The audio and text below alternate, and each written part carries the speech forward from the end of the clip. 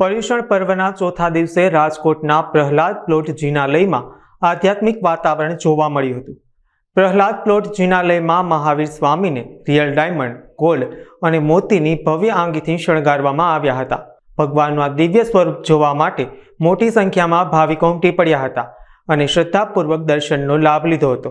આ અવસરે જિનાલયમાં ભક્તિ અને આસ્થાનો અનોખો માહોલ છવાયો હતો। હું પંકજ પ્રાણલાલ શેઠ, પ્રહલાદ પ્લોટ જૈન શ્વેતાંબર મૂર્તિપૂજક સંઘ એમના ઉપપ્રમુખ છું। અમારું દેરાસર ત્રિમજલાનું દેરાસર છે। મૂળ નાયક શ્રી મહાવીર સ્વામી ભગવાન ઘણા વર્ષો જૂના છે। સંપ્રતિ કાળા મહારાજાના સમયની મલ્લીનાથ દાદાની બીજા માળે મૂર્તિ છે અને ત્રીજે વર્ધમાન સ્વામીની મૂર્તિ છે। અમારા આ દેરાસરમાં મણિભદ્ર દાદા અને પદ્માવતી દેવી જે અજરા અજૂર છે અને જેના સમયાંતર કોઈને કોઈ અમને ચમત્કાર જોવા મળે છે। આજે બપોરે લગભગ 1:40થી 1:45 આસપાસ મૂળ નાયક અમારા મહાવીર સ્વામી ભગવાનને અમી જયરા આંખમાંથી અમી જયરા ત્યારે અમારા પૂજારી હાજર હતા। એને અમને અમારા એક શ્રાવક કમલેશભાઈને બોલાવ્યા અને એમને જોયું તો આંખમાંથી અમી જરી રહ્યા હતા। એમને તરત જ બીજા બધા અન્ય લોકોને જાણ કરી તો સંઘના સભ્યોને જેને પણ ખબર પડી તે દર્શનાર્થે પધારવા આવ્યા। અમારા મહાવીર સ્વામી ભગવાન અજરાજૂર છે અને ચમત્કારિક છે। આવતીકાલે મહાવીર સ્વામીનું જન્મ કલ્યાણ મહોત્સવ છે। અમારા પ્રહલાદ પ્લોટ દેરાસરમાં મહાવીર સ્વામી જન્મ કલ્યાણક જે રીતે ઉજવાય છે તે રાજકોટમાં નંબર 1 છે। જે ઉલ્લાસ છે એ અનેરો હોય છે।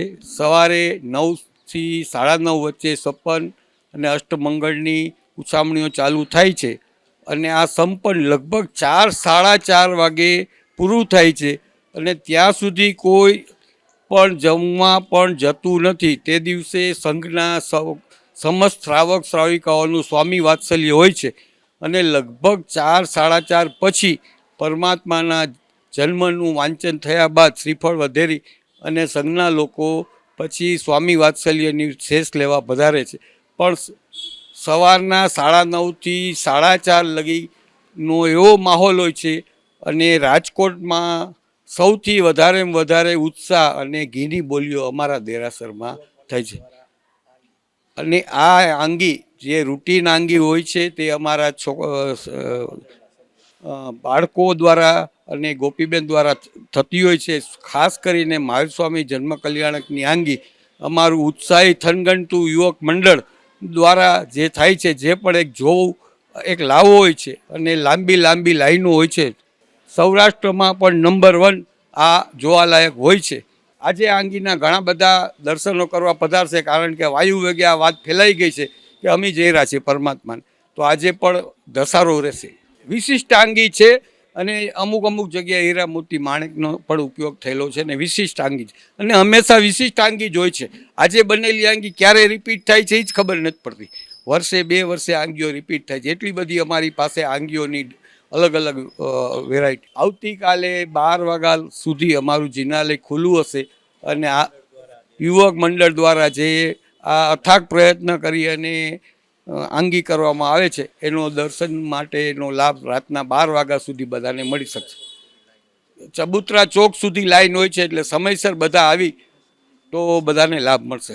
મારું નામ સંજય શાંતિલાલ મહેતા, પ્રહલાદ પ્લોટ સંઘના ટ્રસ્ટી છું। આવતીકાલે ભગવાન મહાવીરનો જન્મ વાંચનનો દિવસ, પર્યુષણનો આ 5મો દિવસ અને અમારા ત્યાં સંઘમાં દર વર્ષે પ્રભુ મહાવીર સ્વામીની આંગી ખૂબ ભવ્યાતિ ભવ્ય થાય।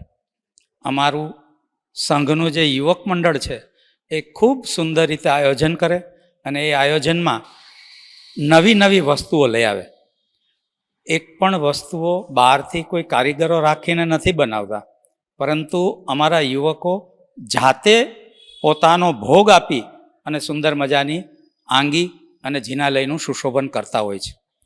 ચાલુ વર્ષે આવતીકાલે જે આંગી થવાની છે તેમાં શ્રાવકના જે કર્તવ્ય છે પર્યુષણ પર્વના, જેવી કે અમારી પ્રવર્તન, એટલે કે જીવદયા, બીજું આવે સંવત્સરી, ત્રીજું આવે અઠમ તપ. આ જે 5 શ્રાવકના કર્તવ્ય છે આનું ખૂબ સુંદર રીતે વિવેચન કરશે. દરેક જગ્યાએ આ 5 કર્તવ્યનું લાઈવ દેખાડશે અને એવમ આખો ઝીણા લઈને ફૂલથી અને ખૂબ સુંદર મજાની આંગી સુશોભન કરવામાં આવશે. આજે જે આંગી થયેલી છે એ બાદલાની આંગી છે. ખૂબ સુંદર મજાની અમારી જે આંગીની ટીમ છે એ આંગીની ટીમ દર 8 દિવસ પર્યુષણ પર્વના અને બાકીના તિથિઓના દિવસોમાં સુંદર મજાની ભગવાનની અંગરચના કરવામાં આવતી હોય છે. અત્યારે અમારે ત્યાં 3 મજલાનું જિનાલય છે. પહેલા માળે ભગવાન મહાવીર સ્વામી મૂળ નાયક છે, ત્યાર પછી એમની ઉપર મલ્લીનાથ દાદા જે મૂળ નાયક અને એમની ઉપર વર્ધમાન સ્વામીની, આ 3 મજલાઓ પર સુંદર મજાની અંગરચનાઓ કરવામાં આવી છે.